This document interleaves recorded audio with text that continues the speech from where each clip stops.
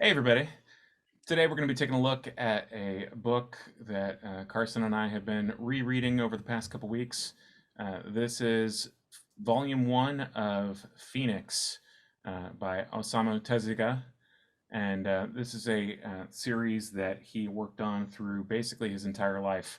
And we were both very interested in this for both its formal properties and also for a really interesting, compelling story. uh, Carson, when's the first time you ever heard of Phoenix? You told me about it. I'm not rereading it. I'm reading it for the first time.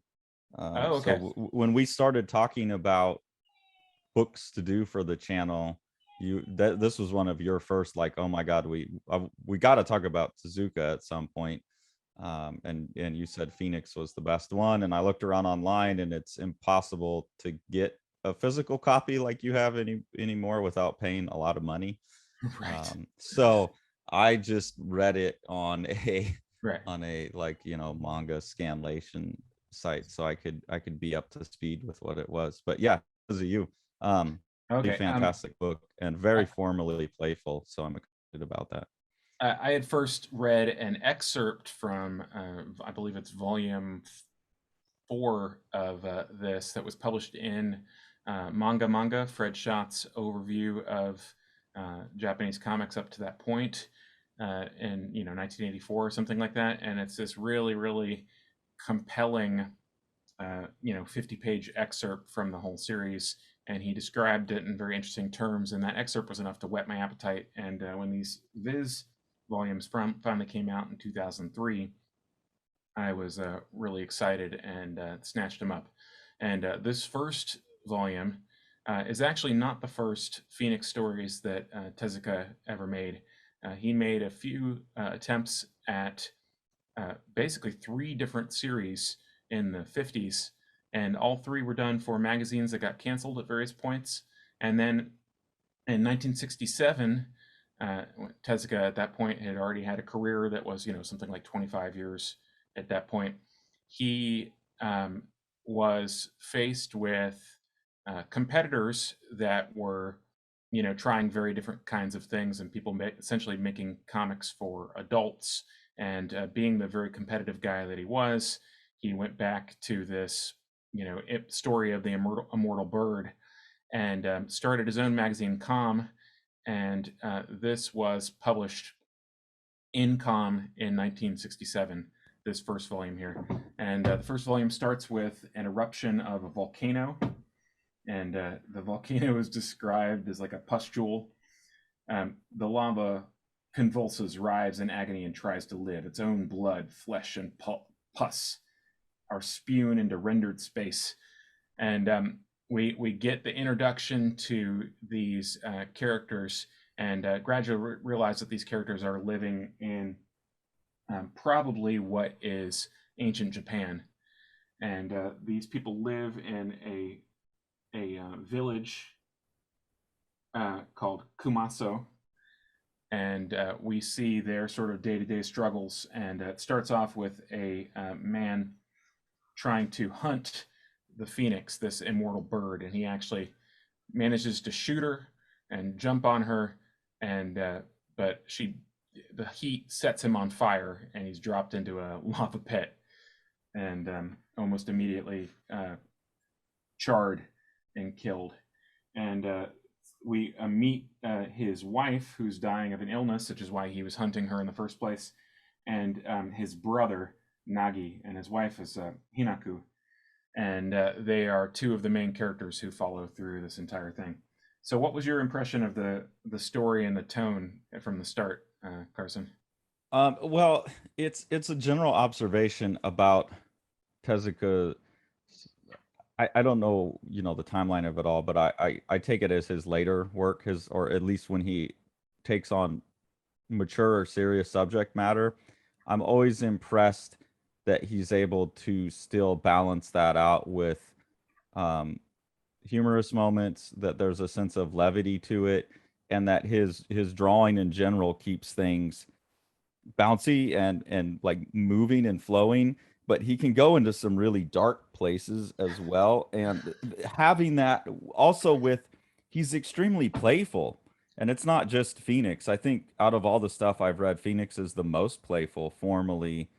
Um, but yeah, there's always these characters that pop up. He always pops up. He has like an ongoing dialogue with his readers throughout all of his works, I think. Yeah. So So I'm always impressed that within a context of a very serious story like that, he's still willing to take those risks, which seems like you're going to disrupt the story, but he always pulls it off in a way where it works. Like and I don't know how he does it. I can't put my finger on it exactly, but it always works. so it's talking about the dark elements. Here's Hinaku and this foreigner MD, which is a joke. Medical doctor MD spelled out. Um, so Hinaku is looking at the ocean, and he's sitting there. He says, "Why are you staring at the sea like that?" Because my husband is buried at the bottom. And it's like, Yeah, and it, it's really adult topics that he'll take on.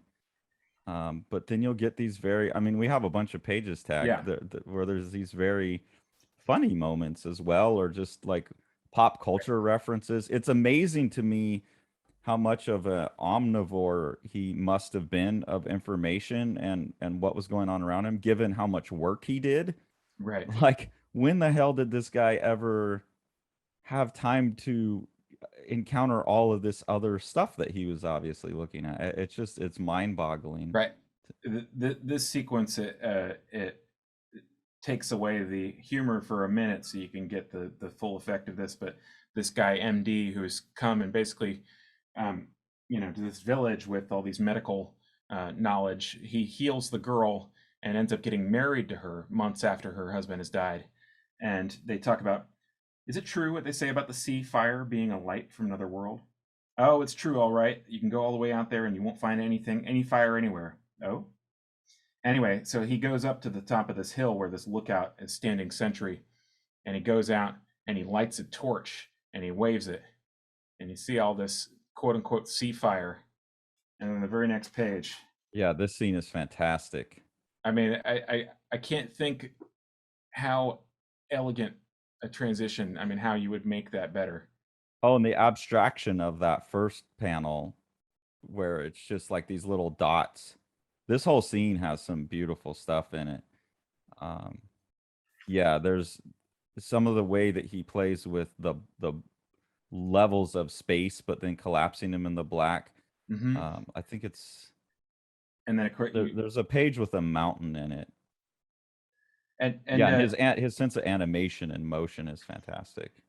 you get a lot of people who are Westerners who are kind of, I think, put off by the cartooniness of the artwork. I mean, obviously it's indebted to early animation styles, but Oh, like there you have Scooby Doo getting shot in the ass by an arrow. So this big attack scene and that like Scooby right. Doo. Yeah, yeah. um, and people are sometimes don't know what to do with these horrific things happening. There's one right there. Right. Middle of a battle, that lady just like straight up miscarries a baby, like in the middle of the city being attacked. That second panel on the Right. right page. Or drops her child when she's stuck by a spear. Yeah, I'm not sure.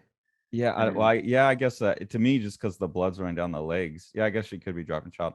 I mean, she's it's absolutely horrific, but because of that Disney, I mean, everyone knows he's massively influenced by Disney, so it's all presented in this style where you're like, oh yeah, this is fun. Like it's Scooby Doo, it's Mickey Mouse, and then this lady's like dropping her dead baby. and it's funny that there's not to me. I mean, having read this type of stuff now for a long time, there's not. I don't have that same kind of tonal disorientation that some people do. But it's interesting, and of course he also brings that about himself through the humor. But you see this here: are we all to be prisoners, or probably taken somewhere and made into slaves? My baby too.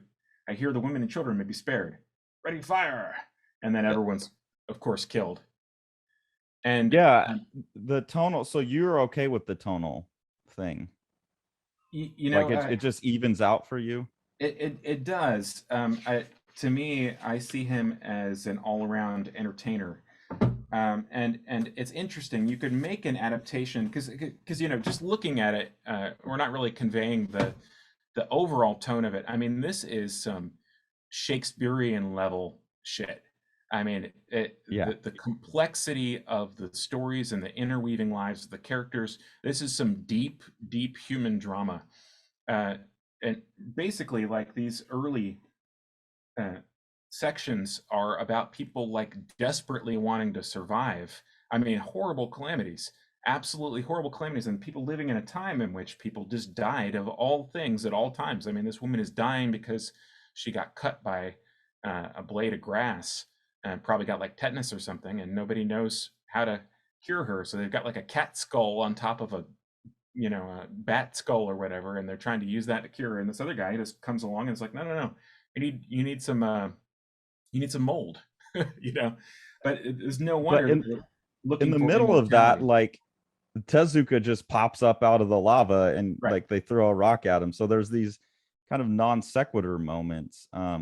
And I still haven't decided. Yeah, like and he does that in everything I've read of him. And there's a weird little pig character that shows up in every one Yeah, of his like books a too. mascot kind of character. Um, And I don't know if that makes the unsettling. I think it makes the unsettling moments more unsettling for me rather than less unsettling to have mhm. them couched in this Disney style stuff with these moments of levity. Um, it actually, I think, for me, increase. I don't know. Sometimes I think it decreases, but I think generally it increases the effect. So It it's it interesting that you've seen enough that it's leveled out. Yeah, I have, and it sort of has become part of I just accept it as his vocabulary. But of course, the audience who was reading this at the time, 1967, had been reading his comics. I mean, he's basically the most popular artist in the world for 20 years at that point. Yeah. Uh, so, it all those things are sort of accepted conventions, and he's setting out to entertain. He's not just trying to get a certain kind of story across. Although I can sympathize with the idea that maybe it's a little too much for somebody. I mean, I can imagine this being adapted into a totally dead serious play that strips out all the humor. I mean, you could make it into like Medea or something like that. I mean, it's got that kind of scope and that kind of like clarity to the symbolism. But Uh, it would lose its power when you lose the goofier moments where he does have a 20-year long conversation instead of conventions that the audience is accepting of. right. That's where some of the magic of his work comes from. And then this one is super formally playful. Yeah. Like I really like the idea in that turned panel, um, that the original Japanese would have been turned as well. Right. So it would have read more like sideways, like what we're used to reading. And then when Right. we turn it, it moved to the up and down, which is probably closer to what the original Japanese looked like. Right. But she's just talking about being different and like, And I don't and know. she's He's leaning super against the playful. wall, so this panel keeps the orientation of her body as she's leaning. Yeah, this is a one of those things that he just throws away, and this is like somebody could build an entire career on this type of move, and he just uses it for a single panel as essentially a gag. But yeah, Uh, and you get the sense that this shit just occurs to him as he's going. right. Like, and I know I watched a documentary about him, and they were saying, "Oh yeah, sometimes he'll do like 30 pages a day, Yeah. and it's just sitting there showing him like in his room by himself, kissing a bird, and yeah, it's weird, but like he's doing it so fast, so it feels a bit like freestyle to me, like Yeah. someone's freestyle rapping, and they hit that perfect line that they didn't pre-plan, and that tightrope walk of that makes it more exciting. I Right. think that's something I respond to in his work. This um is this is a Queen Himiko, who is, if you want to see her symbolically, she's the magician, and she's also the figure of vanity, and she has unified some portion of the country here under her. She's the person who sent MD to kill everyone in the village. MD actually takes his wife, and they retreat to this crater. oh, here, And set the book down, it's a little off camera. yeah, sorry. And then this is another one that you flagged, I assume, because of the vampire? No, they reference James Bond at the bottom. Oh, right.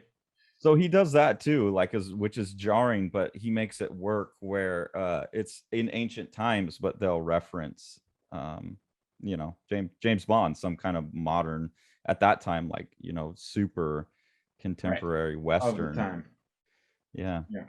And here we get another really formally adventurous one. This is maybe a type of composition that you might be familiar with if you've read Tezuka's Buddha, but Yeah. we have this static single panel that is presumably through this entire time here, and then we have this moment to moment transition of someone gargling and washing their face and getting ready. And a lot of like panning or zooming of the camera, Mhm. which I found you're holding it too close again. We're Uh, losing some of the these context of the two whole page. are Um, simultaneous with each other. Yeah, so his play with time and motion seems very animated to me. It's interesting that he often does it like against the grain. Like the zoom out works, but there's a couple where he pans and it's like against the reading order. I don't know if that's because of the flipping of it. Um, but I like that. I kind of like that he's using comics to do cinematic things, but then he can get hinky with them because of the fact that it's a static medium, and that Yeah, that has that zoom sequence kind of feels like that a little bit too. he was a obsessed cinemaphile, and so he would actually escape. That was like his break from drawing comics, is go to the cinema and watch a movie. And he'd like take notes and stuff. And when he really got obsessed with the movie, he'd watch it, you know, upwards of a dozen times, knowing that it wasn't When knowing that it wasn't going to come back. yeah, Uh, like when was he watching this stuff though, like in yeah, all well, I of mean, the work? I don't it, know. allegedly only slept 4 or 5 hours a night, which maybe explains why he was Insanely. dead at the age that he was.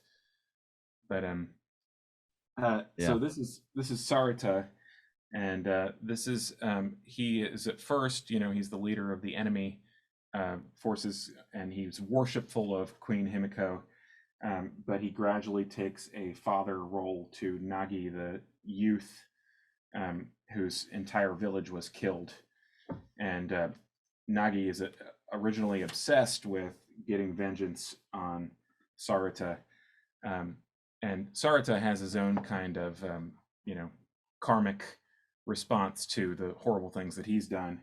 And you could see him at first as a figure of sort of blind devotion, but eventually becomes a figure of redemption. Like, basically, how many good things do you have to do, and how much suffering do you have to do in order to redeem the bad things that you've done, even if those things were well intentioned in a certain kind of way. So And those are he, common themes throughout his work. Like I just finished reading the Buddha actually, and he has a similar structure to a lot of his stories with these younger hero characters growing up and the redemption arcs, and um, they seem similar in tone. I've only read this first volume of the Phoenix, so I'm not sure how similar it is, but this one to me feels similar to Buddha. I don't know which came first, but they seem related in some way. A lot of the well, characters look similar too.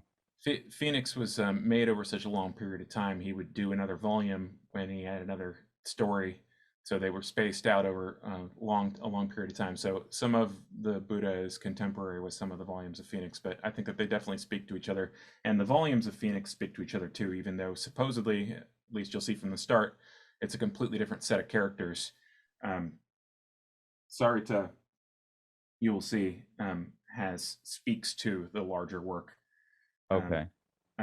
so yeah, this sequence here, I assume that you It's yeah, it's super funny. Like just the different styles that the wolves take.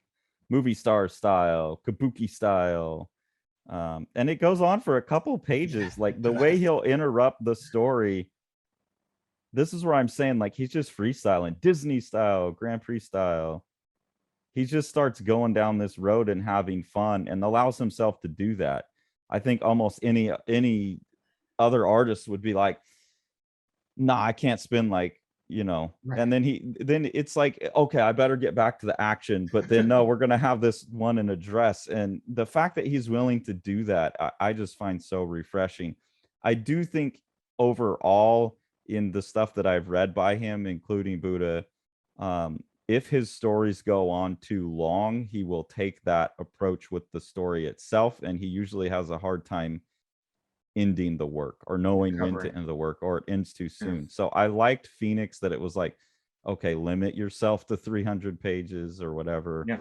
and be done with it. So the playfulness does disrupt some of the stuff I've read. I've read some things that just he decided he was done with it or it wasn't selling well, and it just ends abruptly. But in general, I like his approach there. This sequence really strongly reminds me of something that was cut out of the serialization of Vanity Fair, Thackeray's great novel.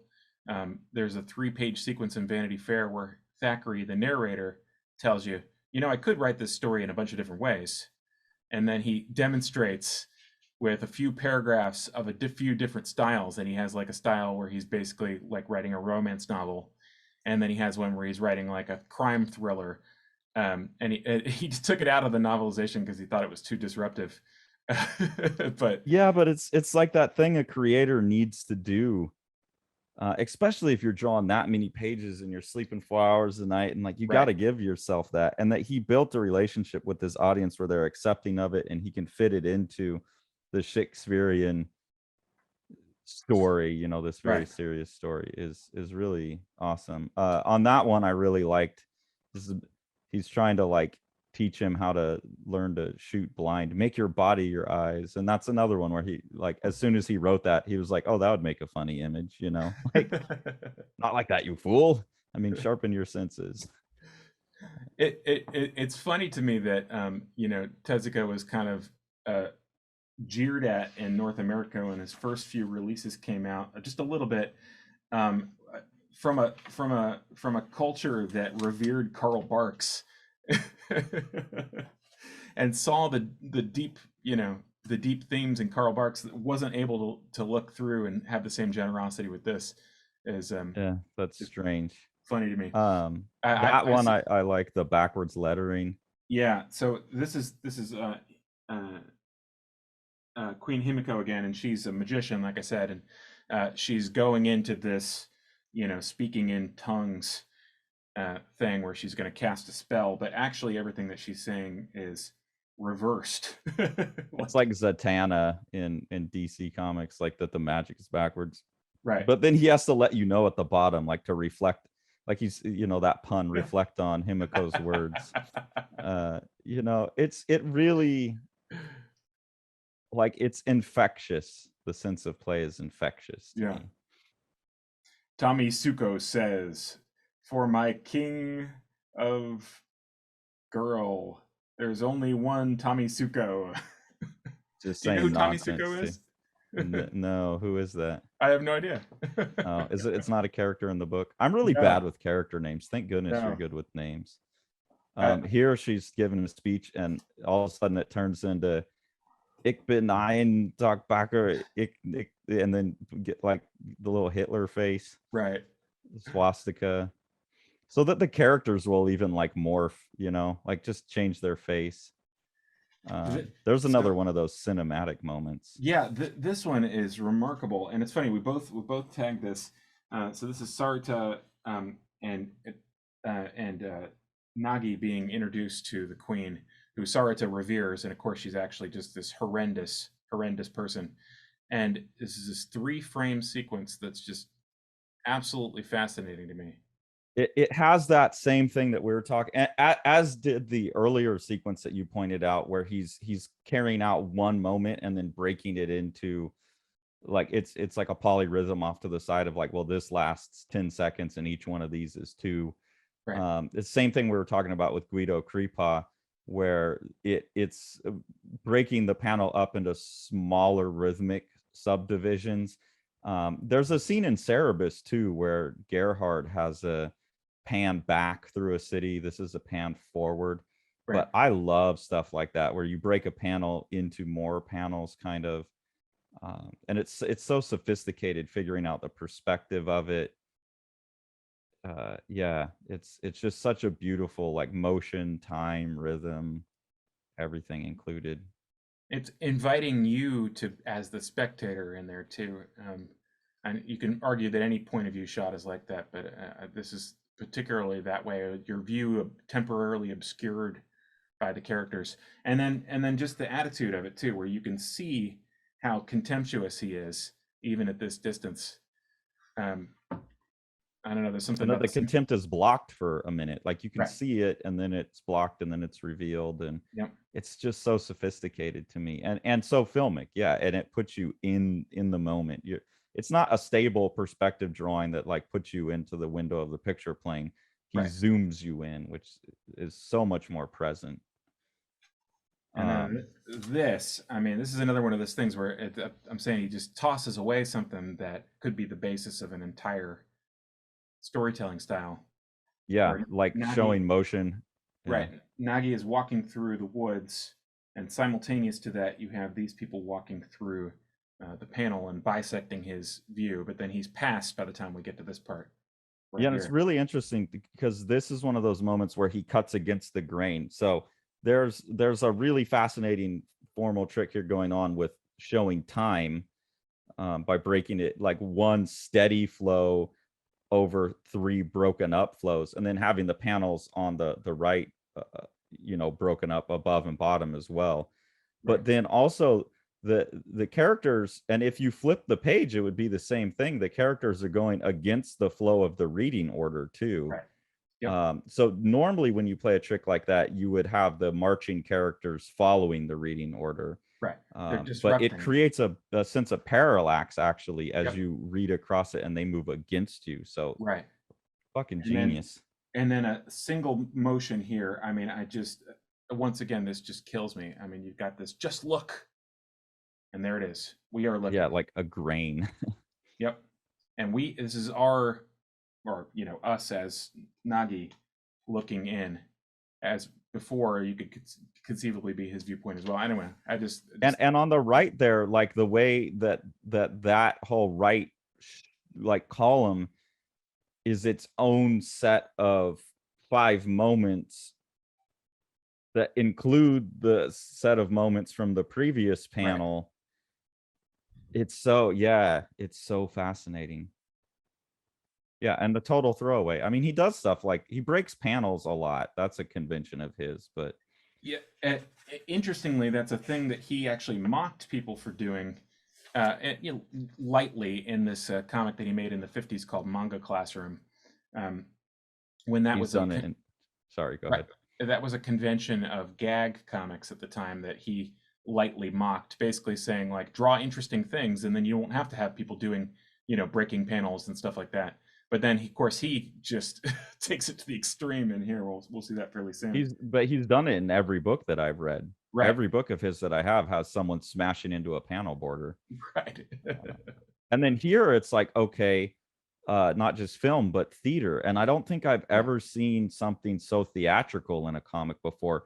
I've seen people hold a steady camera, but this is obviously a stage. And yeah, one of the things that fascinates me about theater is that they have to compose in that three-dimensional space of the stage, and he's like so aware of that stage placement throughout this sequence.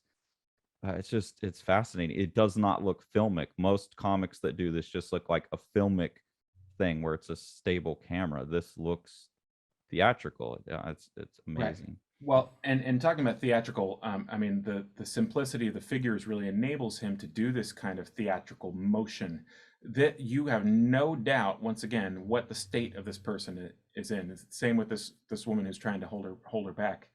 I mean, it's just it, everyone communicates in these broad shapes that enables easy reading. That's another theatrical tradition.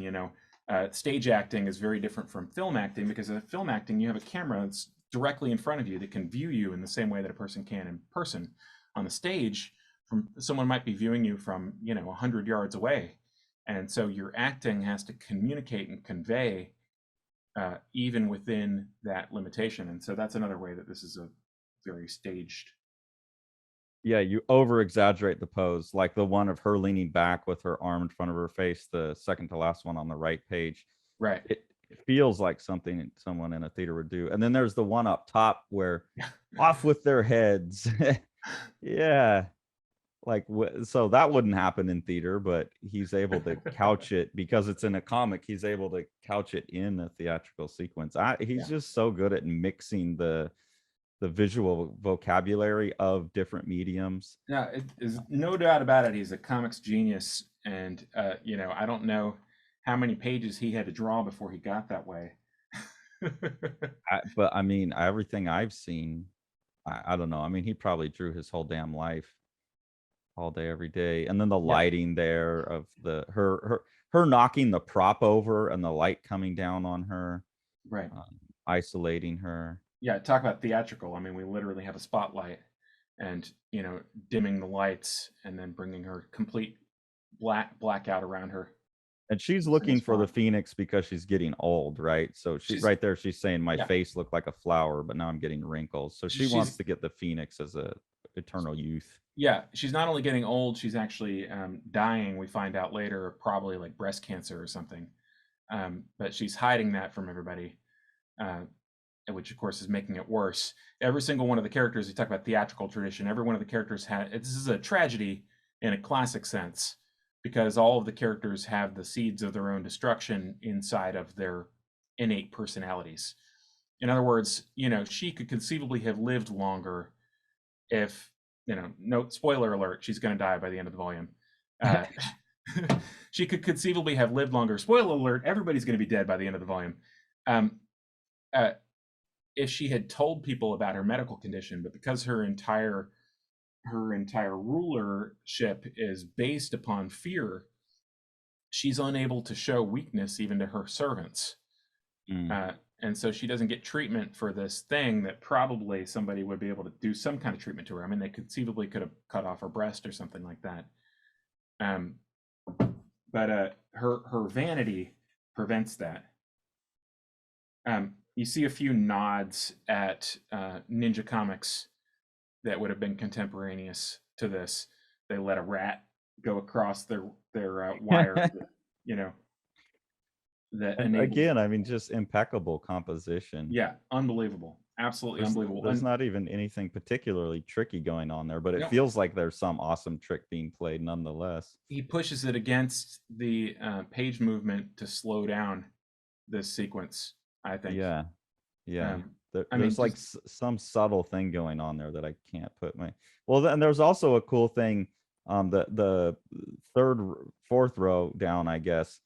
There's a tangent where the character pulling on the line, the rope lines up with the arrow. right, So even though they're much different size in terms of the scale of representation, it looks like he's pulling on that arrow. right. There's just really smart stuff like that going on. More theater, right here. Yeah, and probably all intuitive too. A lot of this, like Yeah, he's not even thinking it through. The yeah. I panels think because tilting. the speed that he's moving, and then we have finally the Sarita is told he served her faithfully the entire time because he won't kill the boy. She says, "Throw him into the cave of hornets and let him taste the horrors that await those that defy me." And this person who has lived and done horrible things only to serve her, his entire life, is now stung by hornets all over And him. the cartooning on what his nose looks like afterwards is Quite it's so extraordinary. good Yeah, as well. Look at that eye with the fire in it.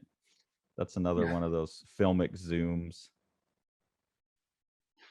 And then this was an interesting one. This is one of the ones that. Oh, did you tag that for the asterisk? Is that? Yeah, asterisk, and I forget the other guy's name, but I like seeing his style applied to that other guy, which is weird because that doesn't look like his style either. But it's not how. What's the guy's name that's always carrying the rocks? It's Sam. Yeah, I don't know. Asterix is there's another barbarian with him that's always carrying a rock, but it doesn't look like a Tezuka drawing. I don't know if he's referencing something else, but yeah, I thought that was funny. So, He's obviously reading stuff outside of the oh yeah, Japanese realm. I think he was omnivorous. And so Sarita is rescued by Nagi the youth, and I keep on talking about them as it's like tropes, but Nagi is like resilience and youth and aptitude. He's like promise, Yeah. Um, he's gonna be something one day if he can live for that to be the case. And catch the Phoenix, right? That's his Yeah, heroic task. and like his brother died doing. Yeah. And in this case, he could use it to, possibly heal his father figure, but it turns out he doesn't need that. This sequence right here just, I mean, absolutely floored me. So you've got this stunning scale, tiny little boat, and just this, you know, alien landscape. But he says, "Home, home at last, my country, And my mad shout village." out to whoever did his backgrounds because they're always phenomenal. Yeah, he had quite the team, Tezuka Pro. My And look at all village, those bodies.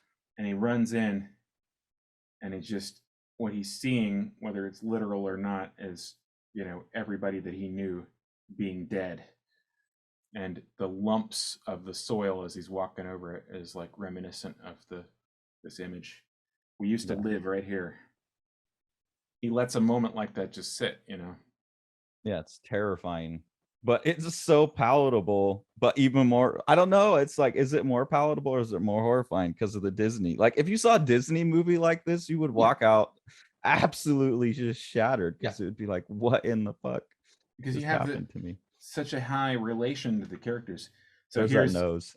so here's Sarada post uh, wasp attack, and he's just hideously deformed.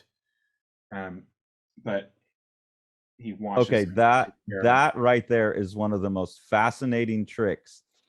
And I caught it while he was doing it, and then I read the panel where he acknowledges it. So I was very proud of myself that I caught what he did before. I mean, maybe peripherally I'd read it, but I'm just so keyed in on comics formalisms that I immediately started, like, I took a picture of that page before I read the next panel. So it's this beautiful thing where he obviously shoots the rabbit, and then when he picks it up, it's been cooked. Right. And so really he's playing with that, how, and then he says it in the next panel, how did I skip too many frames, like did I go too far? And he's relying on you to close the gap, that like that's him picking it up after he cooked it. Right. But it so much looks like he's picking it up after he shot it, and it comes up just like actually cooked already. And the character looks a little bit surprised, like, oh shit, the rabbit got cooked already. um so I love that double I don't know, I've never seen that before. I think that's the first time I've ever seen that, it because it's so fluid all in one motion, but it's such a, so it looks like what Scott McCloud would call action to action, right? Right. Or even a moment to moment transition, but then it's over such a time span. I've never seen that before. Absolutely love that. And then the Yeah. fact that he acknowledged it right afterwards is even funnier, because he's like, that was a good idea, but I don't know if people see what I'm doing. It's like Eminem. Eminem does that sometimes in his songs. He's so, his fucking puns and metaphors get so complicated that he has to explain them afterwards. Like there's one where he's talking about Bruce Wayne munching. Go back a page. Sorry, there was an image there, but like I'm like Bruce Wayne munching on a Valium, getting ready to fight. I'm ready for Combat Man. Get it, Calm Batman. You know, where he has to explain his pun. That's what that feels like.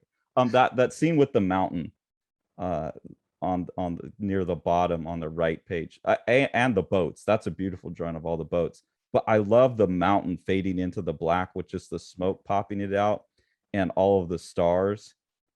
Fucking gorgeous use of black and like negative positive space intersection and interaction. Yeah. That and Stunning. it's funny how we just pass by things that we would talk about for a long time in any other book, but it's also rich. I mean, you could just dissect this page by page. It's like somebody has set out how to make comics. I mean, I don't know what type of world we would live in if this had been published in translation in 1967. And that right there, like where you lay out the mythology off to the side, that scene of the Mhm. arrow being shot that we just flipped past. Yep. Um, Yeah, I was reading this digitally, I downloaded it because I can't buy it. Right. And I was screenshotting like every page pretty Right. much. And I had to like, oh shit, I gotta whittle this down to send Sean, like, okay, it's still a huge, obviously we tagged a bunch of pages. I couldn't help it.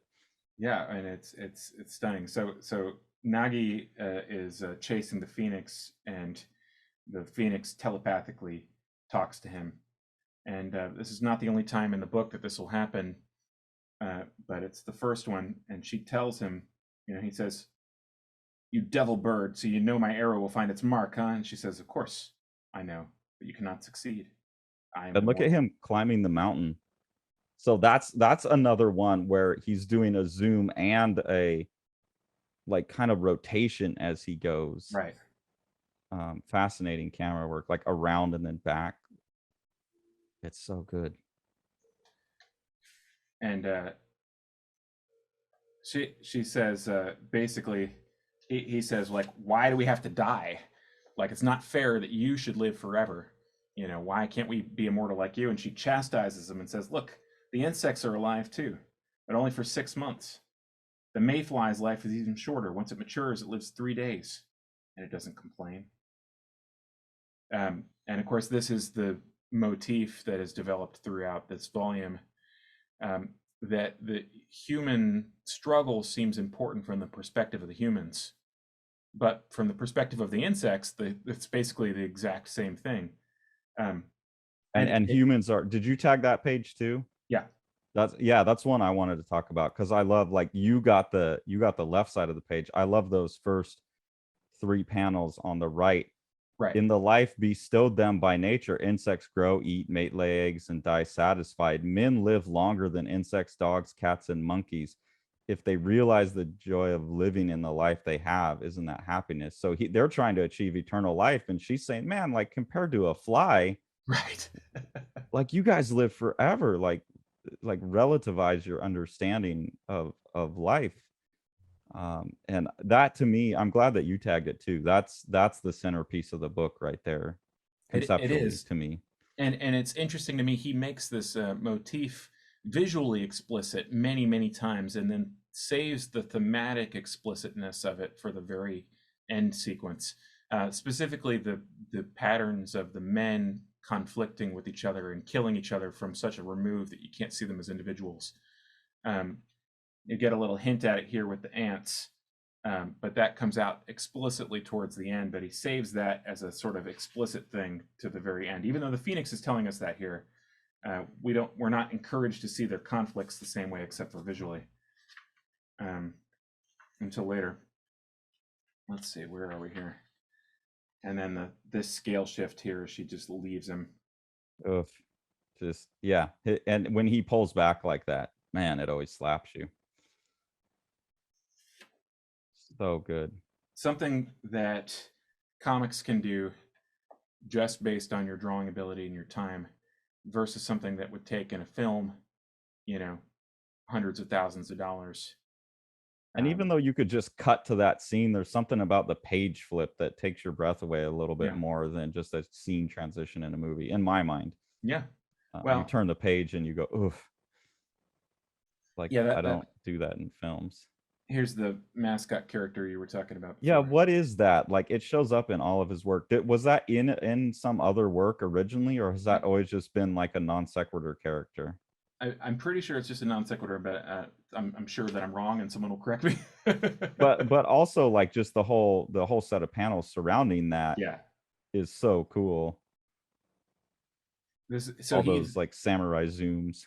he meets MD again, and he says basically, like, hey, I get to kill you now.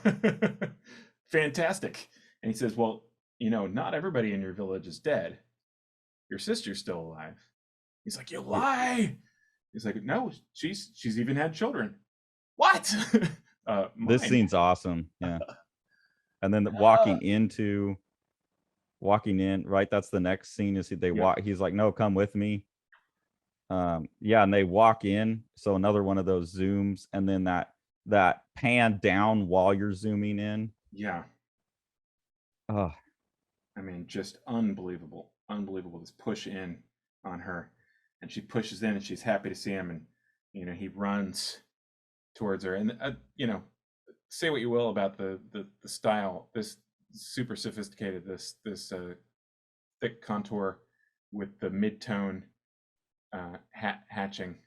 Yeah, his use of hatching is amazing, and in the cartoony style, you don't expect that, but it always sets so well. And then the loss of panels, Yeah, like when they touch, they're no longer confined. It's like they're so in that moment, boundaries are removed.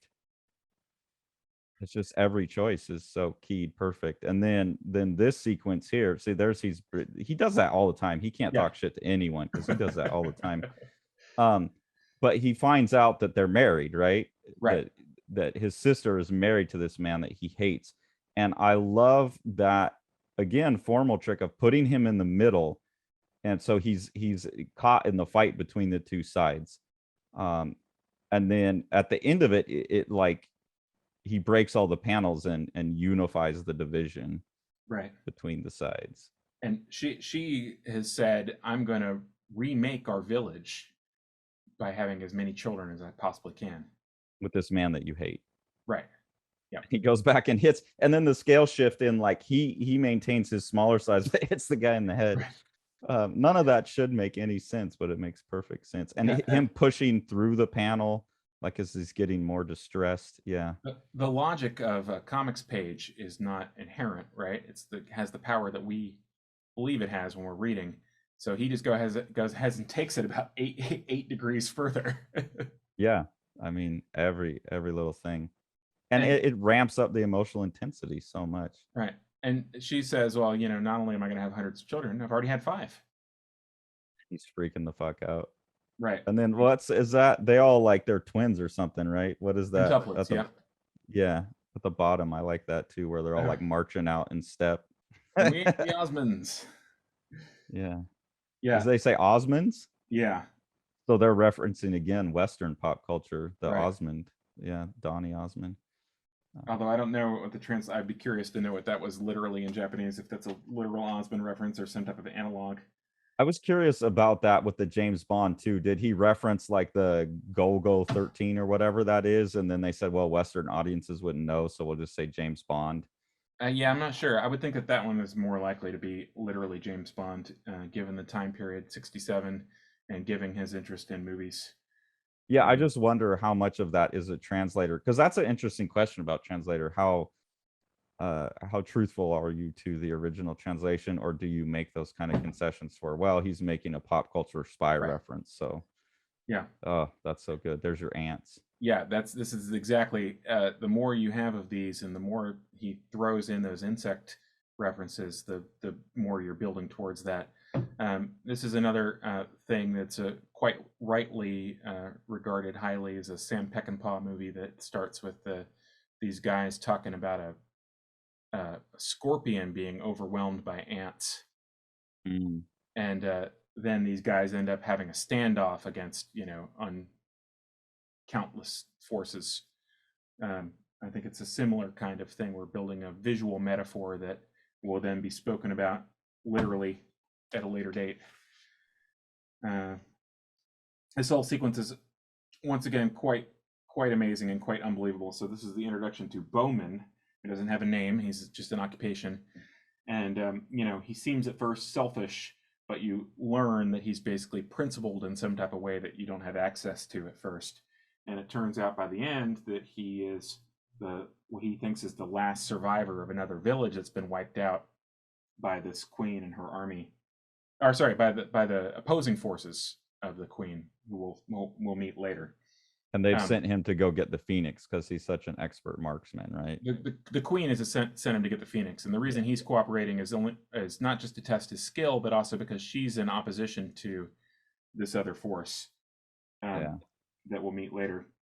Look at Uh, that set of two panels, the second to last two panels on the right page, where her hand leads right up into the boat, so it emphasizes the strength of her gesture yeah, because it carries that motion up into the panel above it. it's fantastic. Yeah. Yeah, so she gets like the extra, and here's another one.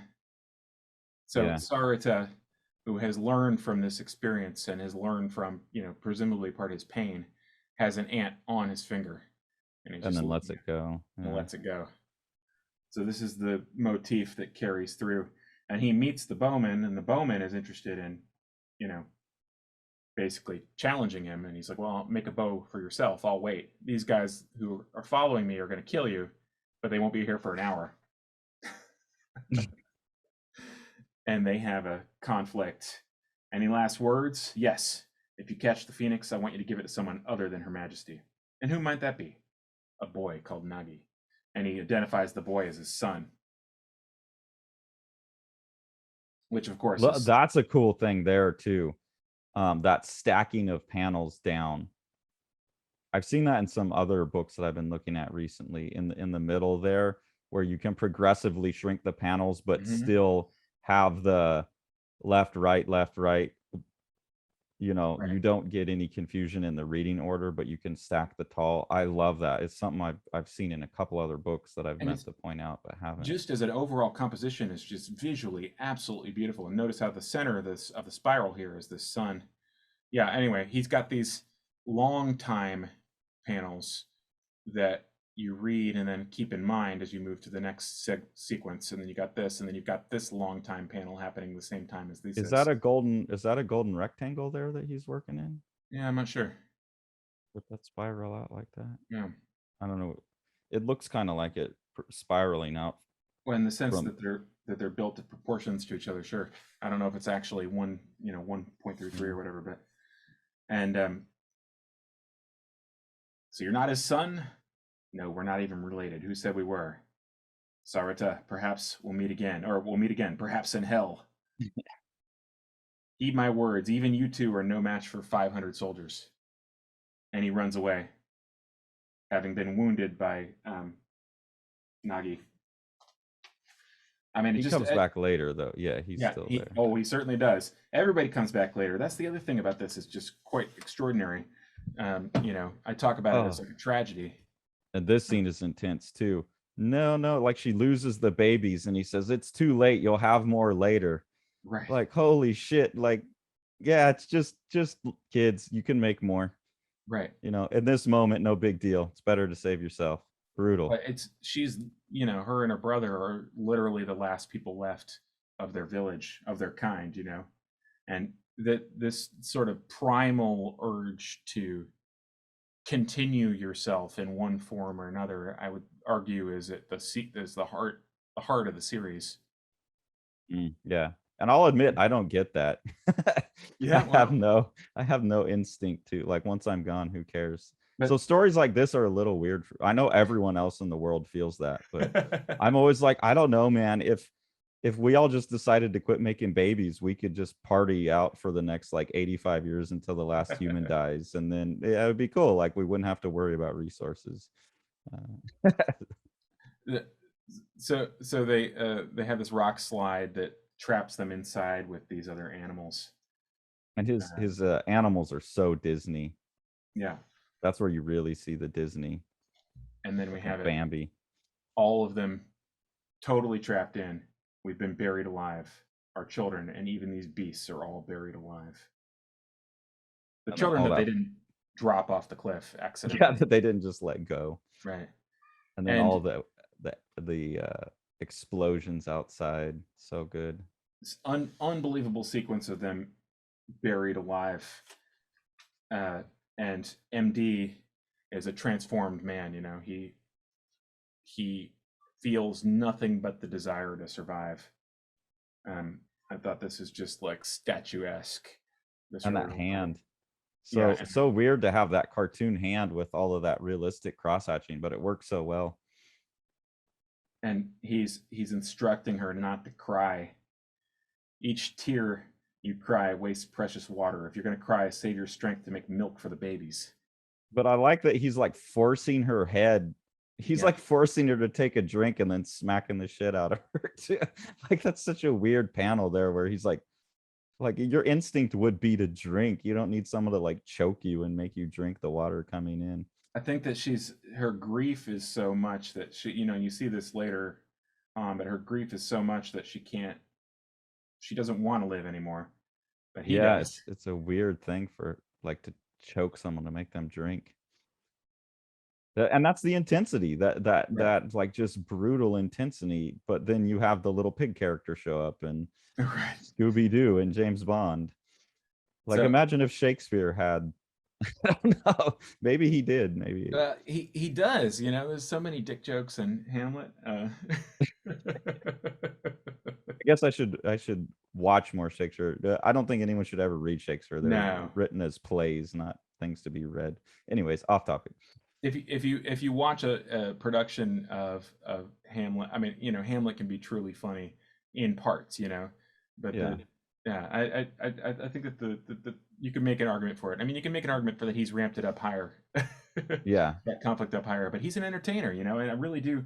I think that that's the origin of this. You have somebody who has a seed at an early age of wanting to tell stories to people and wanting to entertain and wanting to sort of like bring something to those, you know, combinations of random events and looking at the And that random events around them.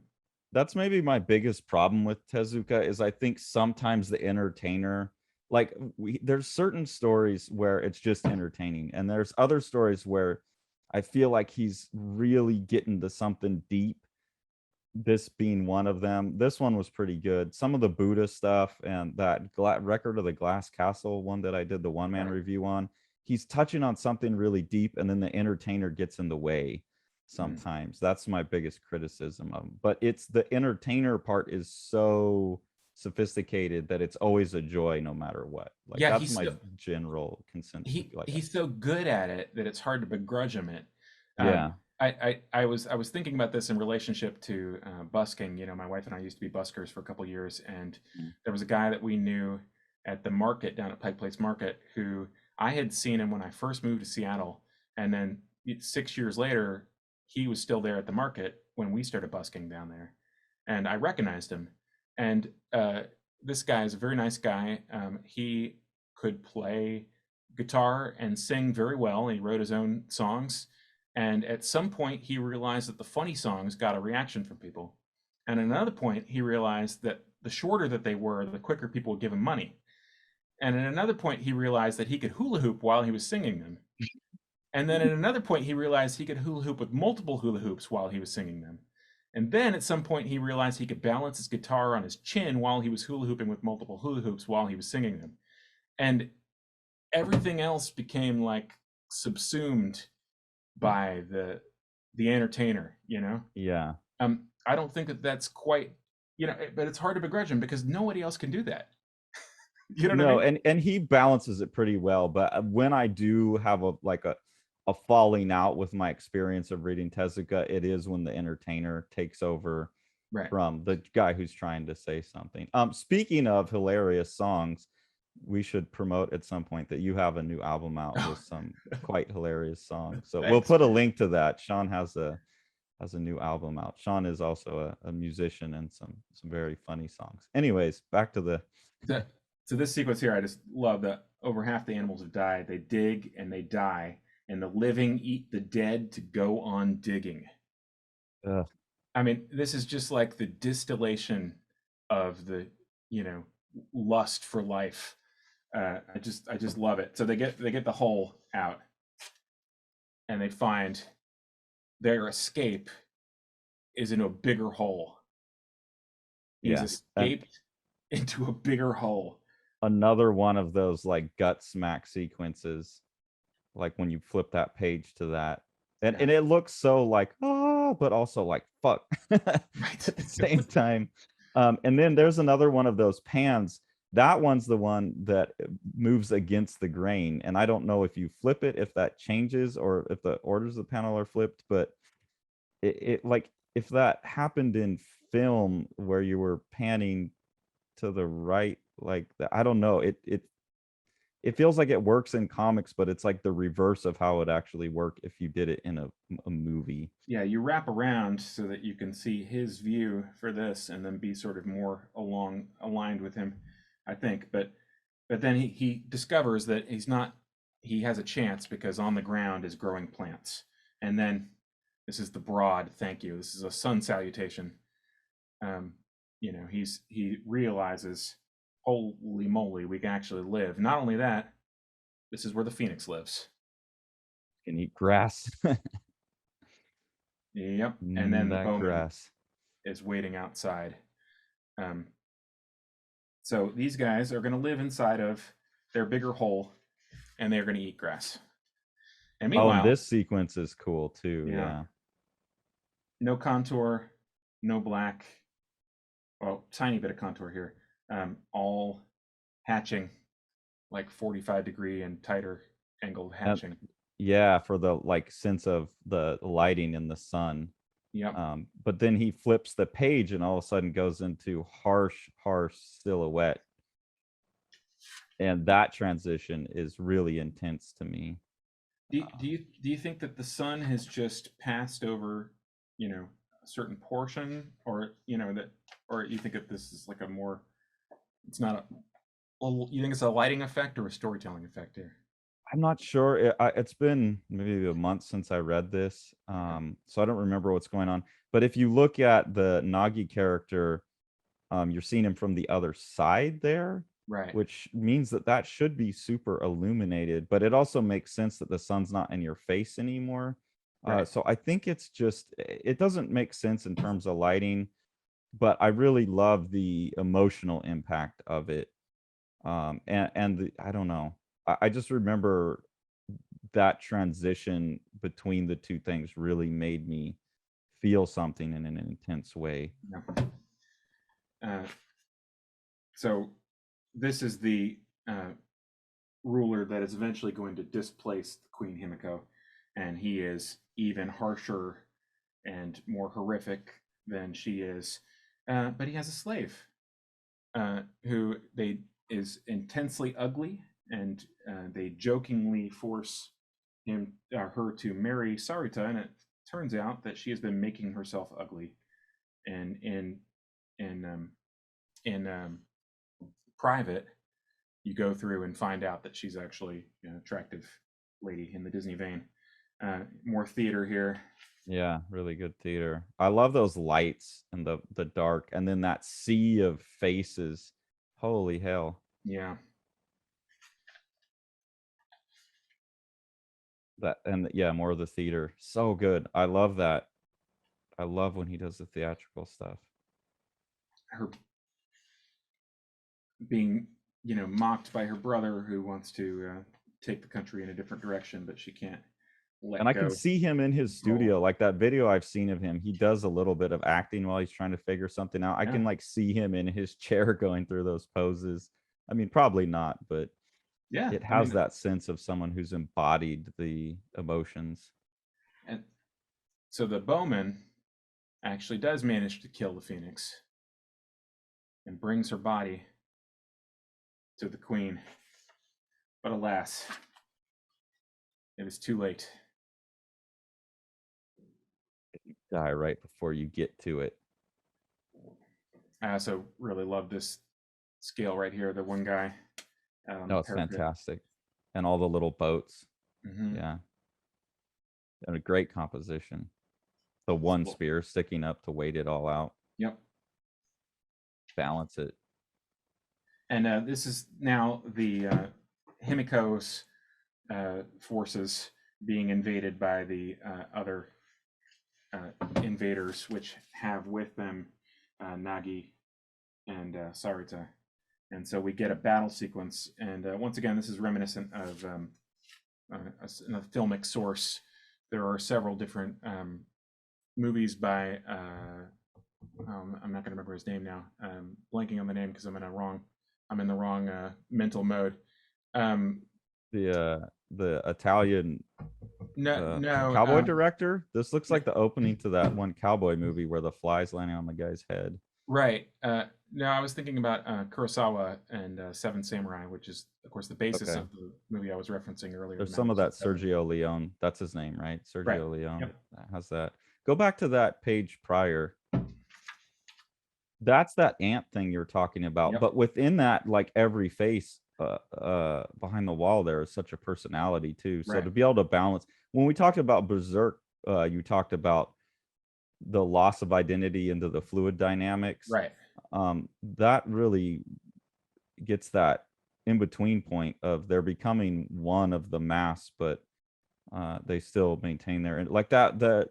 There's a guy like making a squinty face. There's like in the middle row there. There's a gap, and the Right. guy on the right of the gap is making a like squinty face. Yeah. Yeah, Visualized. Yep. yeah, Quite remarkable. But then you have the, you know, ant yeah. scale as well. And then we literally have the ants here as this guy's awaiting the conflict and waiting news of what's going to happen, and he's dripping sweat on the ants that are down on the ground. Probably killing a couple of them, Right. drowning them. And then we have the battle itself, which is really interesting. Once again, we have he, as an entertainer, gives us an idea of the strategy that they're going to have, and they're going to set these things on fire. But of course, it's not actually going to go that way because the weather isn't going to cooperate with them, and we've got these ants And the people battling look each like other. dung beetles rolling their big balls of hay that they're going to light on fire. Exactly. He says, "I just love this. Your friend, I'm no ally of yours. I just don't want to die. That's all. As far as I'm concerned, anyone who kills women and children is the enemy. There's even a war going on here. Little red ants in battle with big black ones. By the time the ants war is over, the outcome of ours will probably be decided. Come Oh, on, Red. Don't give that's up." good. That's good that he in the text says the little red ants versus the big black ones, because you're not in color, so he can Right, use the scale difference to right. show who's who. That's really smart too. And then we get the actual battle, which is quite amazing. And I said Seven Samurai because just because of the rain, the mud, and the sort of general like hopelessness of an individual in the face of these sort of random forces. Um, Yeah. and almost nobody makes it out. I think that's a fair way to say it. Um, and Another thing that fascinates me about him is a lot of times when people draw that kind of tubular sausage style that he draws in, it can almost look stiff, mhm. but he keeps it so fluid. Like within, I don't know how he Well, does that. the gestures are always so clear and clean. I mean, this shape right here, the leg is providing the balance, the arm is stiff, the arrow, and then this is the counter. I mean, he has an idea of how the bodies feel and how they move, and that's the thing that he's communicating. So it's this is the thing we were talking about before about the sort of temporarily de-emphasized contour and shift to value and movement.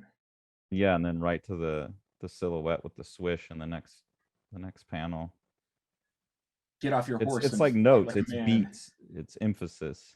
Right. It's musical. Oh, And then the battle, I mean, is quite amazing. And like I said, once again, we could take apart each one of these transitions. I mean, it's all just perfect, absolutely perfect. This, and then we flip for some reason, so we get this attack. I mean, I just love it. But he's shot from behind, and then that shot right there. Yeah.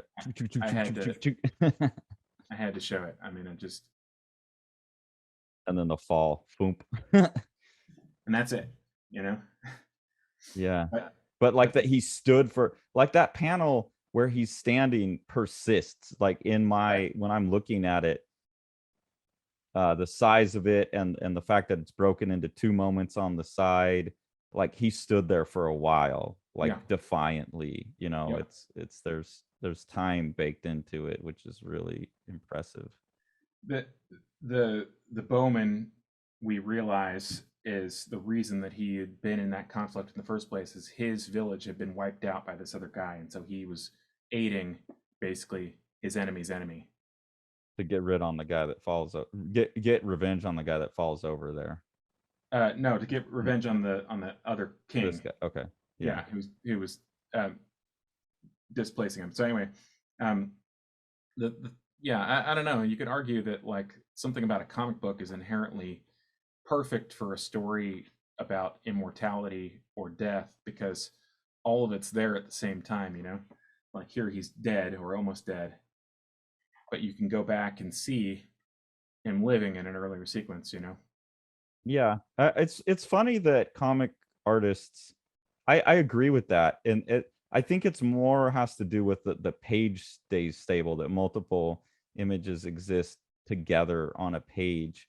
But we do tend to think that our medium is like special in that way. But really, if you think about it, like a movie on a DVD, it's 2 hours or whatever, but it exists there always, and you can access any of it. Maybe not as quickly as Mm. flipping through a book, but I think all and music too, that song always exists on a CD. But comic artists do we do tend to think we have some special relationship to time, and I think that's more to do with the panels than the totality of the book. Okay. But yeah, it is this sense of like you're preserved in a time crystal. I I love that the Bowman gets redemption, but not through anything he's done. We just realize that he had a reason for doing everything he did previously. Um, and he's gonna get his revenge by killing this, king. But he can't do it because the only other person from Yoma is here, and he can't shoot him while she's being threatened, and so he's killed instead, right through the neck, Mm, and he gets a similar, you know, moment in time before the fall. yeah, being a badass. It's kind of weird though that those like I feel like the motion of those are opposite. Like you'd almost want him looking at his own death. I don't know. I guess it's more interesting to where he's like looking away from his own death. I feel Mm-hmm. like there's a lot of motion off of the page in those two panels. I think this is his slow down strategy. He gives us more time by moving the motion in interpanel motion in opposition to the reading direction. Yeah, there's a diagonal That's my theory there anyway. So between the here swords too. it's supposed But to I move do like, yeah, fast again. I do like that he's looking away from his death. I think a lot of people would compose like where the figures flipped to Mm, lead your eye into the falling down panel, but then it disrupts the stable viewpoint. And right. also, like, yeah, you're not looking at your death. I doubt that was like super intentional. I think it's all instinctive, but it makes Yeah. sense. I think it's pacing, but I'm not sure. But anyway, so everybody dies except for the Bowman did indeed tell Nagi where the Phoenix's body is, and he's able to dig up the Phoenix only to find that she has no blood whatsoever.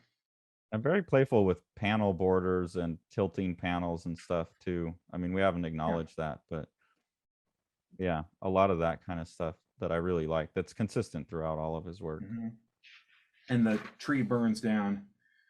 Um, Nagi is also killed. This And the bird is breaking, yeah, mine. But and that breaking tree is so good. knocks over and kills some of the soldiers. And then from the ashes, a little cartoon phoenix. Which is so cute. It's so sparkly and lovable. And look at all the heads on the post. Wow, golly gosh. Yeah. Like And it's so funny and so perverse at the same time. Like I don't he's so good at that balance. I envy that so bad.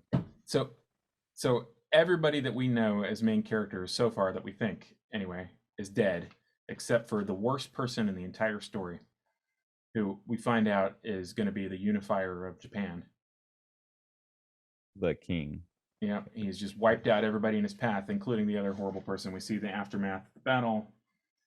You know, we find out that the Yoma woman from Yoma is being threatened by him again. I only see you as a murderous animal. I'm the victor, and I'll force you to do as I say. Well, there's something interesting there too about like the small ants beat the big ants. Right. And that's in opposition to the already authority figure beating back the smaller people, because it says the red ones took on the black ones, but they lost. The little red corpses are a pitiful sight, but the black ants are smaller, as he set it up earlier. Right. So that's kind of the inverse of the authority gaining more power here. That's interesting. Mm-hmm. Well, I mean, I don't know though. They're the yeah, that's interesting. Um, and then she says, I'm I have Sarita's child inside of her. Mm. She says, well, Massacre King, there'll be someone born in Yamatai after all. You thought by spilling the blood and destroying everyone you could become victorious, but you're wrong, very wrong. We're the ones that win, women, in our own way. We marry your soldiers and bear children, children that are ours, and we'll raise them so they'll one day destroy you. Mm. And So in that sense, the little person does win in the right, long game through patience. But also, like, you've unified Japan. It's been a terrible thing, but ultimately you maybe caused more peace right, long term because you've brought everyone together. So it's complicating the morals there of the authority figure, right? Like, yeah. it was a terrible price to pay, but maybe you've gained some kind of extended good, maybe not totally long term good, but. And then we follow the phoenix to back to her nest, and we find that they have been busy inside of the mountain. And this last sequence here involves the aged MD and Kumaso. Oh, sorry, I'm losing their names again. Hinaku and their many children inside of there. 210 plant varieties and 60 kinds of insects. Half are edible. We can make medicine. I'm always weirded out when he draws nudes too. Like, just because it's Disney style. Every time I see like a breast, I'm like, oh my god. And then we've got the basically we have a generational change, and one of their sons, its desires to leave, and he's just saying like, what, how can you do that, you know, you're going to slip and fall, you're my eldest son, we need you. And he's like, well, basically, like, we have to go out there and see what's there. And there's another really cool thing where there's a on the like second panel on the left page, and then you're supposed to read over to the old man, but it also like cascades down diagonally to the panels below it. So there's like a multiple reading direction there. Right. Like the camera pans down, but you also read across. That's really fun and tricky. Is this I haven't read any of the other ones yet. Because we're definitely going to keep coming back to Oh these. yeah. So I want to read them closer to when we're going to talk about them. Each one is a different story, right? Yeah. But like, I does don't know. this set up? I don't want to give away too much for myself or anyone else, but does this set up where now this character goes? This character that's climbing out, he goes and becomes a character in another story. It is not that direct a Okay. relationship. Let's just say that. So he's thinks he's going to make it, but then he can't do it anymore. He's been basically like climbing all day, and he's not at the edge, and he's almost falling. And then the phoenix comes to him. This just kills me. I mean, it just, that tiny little figure there, and this, you know, you see that he's having to climb backwards With to get. bones. That's a savage task. And he said, will I die? Let go, then you can rest. And the phoenix appears in his brain and says, you must live. You will live. You must not die. Whatever happens, you must keep on living.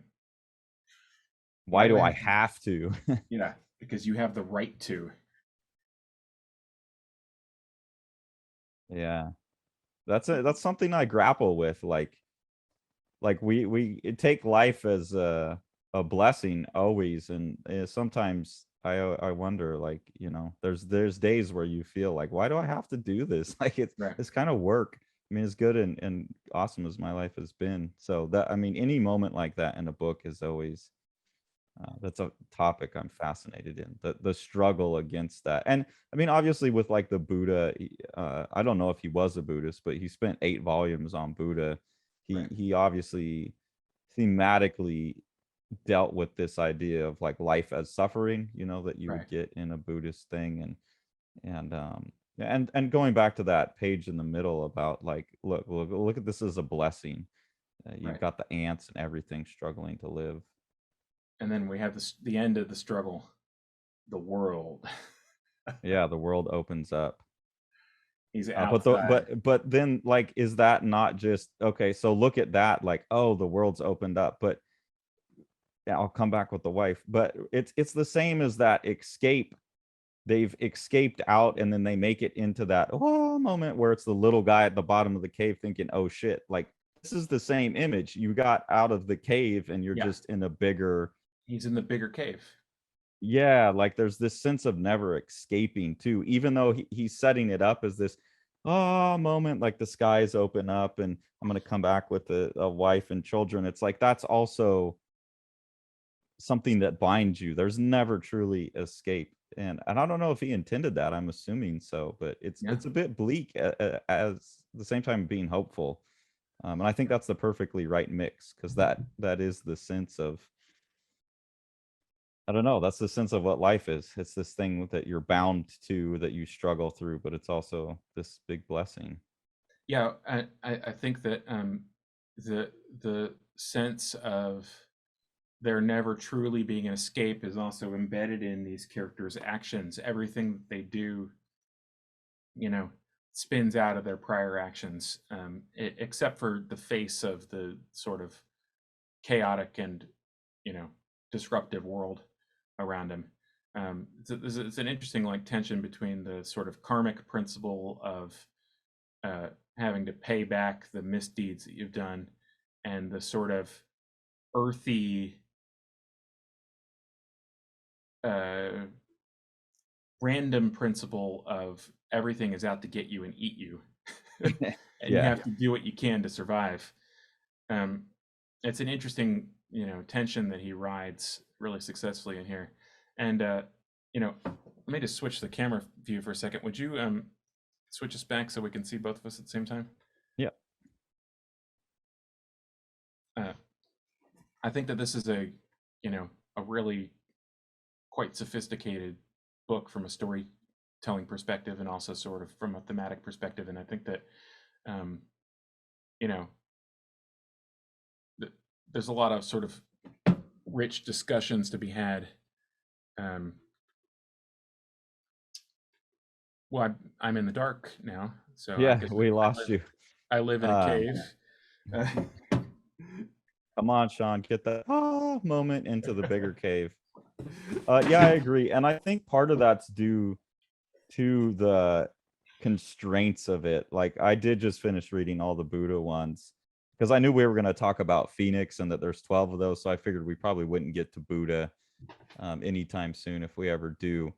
right. And I think when he goes on the longer works, he loses his path a little bit, or things start to feel repetitive. Like in Buddha, I feel like it becomes repetitive after the third or fourth volume, Hmm. and I've noticed that in some of his other works.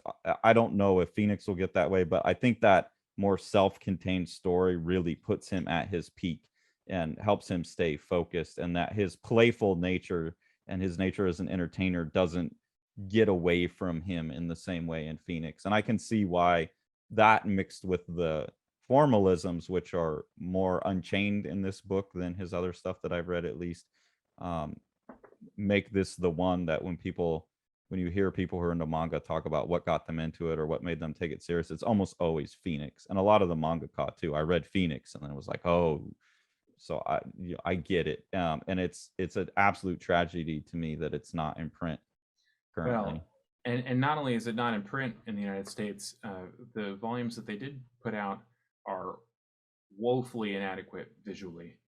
I won't go into all the details, but I can tell you that the only Tezuka books I've seen in the digital era, basically post 1998 or something, have all been really poorly reproduced.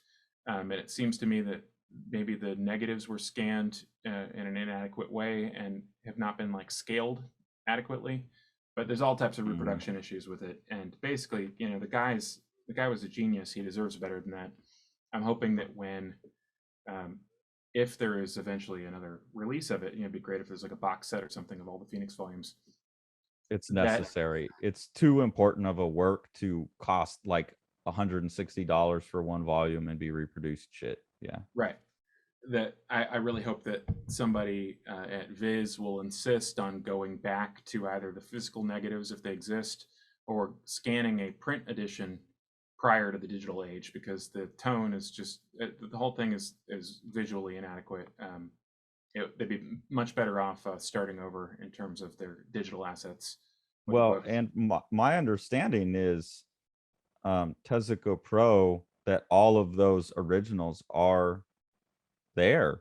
Like it is all contained. The entire like 15,000 or however many 50,000 pages or whatever it 80,000, yeah. is. Yeah, like it's all there. It hasn't been sold. It's like so there is an opportunity for it to all be. I mean, that's a huge undertaking, but I mean, you still have a company that's managing this estate. Hmm. Scan that artwork, scan Yeah. it well, and I mean, why not? Why is this not something that's like? I mean, we joked about this in the comments. Why isn't there a publication of like Encyclopedia Tezuka? Yeah. You know, Yeah, I think that the they have a medium complete needs it. works they have a complete works program, but I don't know if it's hard to tell with this stuff exactly what the deal is. But I talked to a publisher who did a book with stuff that was supplied to Tezuka from Tezuka Pro, and um, they were aware of the issues. The publisher was, and were told that that was what they were going to get in that case. So people have different tolerances for certain kinds of things. I just think that the guy's a genius. Everything that he did, you know, that's this good should be released as good as it can possibly be, and hopefully, maybe one day it will, and And hopefully they keep all perennially, those. like a What's that? perennial, it should be a Exactly. perennial. Like this is something that anyone who cares about comics should be able to get a hold of. Yeah. It's like not having Watchmen in print or Right. something like that in my mind. But it sounds like the issues are coming from the Tezuka Pro side, not the people who are publishing it, which is even That's right. more sad. You've been left with the responsibility of this man's legacy as his company, and you're going to give people bunko materials. Like, I don't know. Yeah. I mean, it's yeah. Who knows what what the situation is, but that's the impression that I got from talking to a publisher, is that that's what they were supplied with, and that's what they were going to get. Um, but yeah, I mean, it would be fantastic to have like really great looking editions of these, and somebody out there wants to make it happen. Fly See me and what I can do Sean to help. over there. We'll bring a scanner and we'll just spend, I don't know how long it would take to scan 80,000 pages, but we'll sit there with 600 DPI, not 1200. Right. No. And We'll get teams of team 20 scanners going simultaneously, right? yeah, that would be awesome. It needs to happen. All right. Thanks for bringing this to my attention, Sean. I'm embarrassed that I had never read this until now. Well, anybody reading this, write letters to Viz. Find a secondary copy if you can. It's fantastic, and I hope you guys You can enjoy it. get it online. So Viz, if you're mad that people are stealing your shit online, I couldn't buy it. I would be 80 to 100 something dollars to someone, not you. I will buy it if it's in print. But if you can't find it, you definitely just search it online and go steal it because it's well worth the read. Yeah. So thanks for following along, everyone. Really appreciate it. We'll see you next time. You want to see all these books? Smash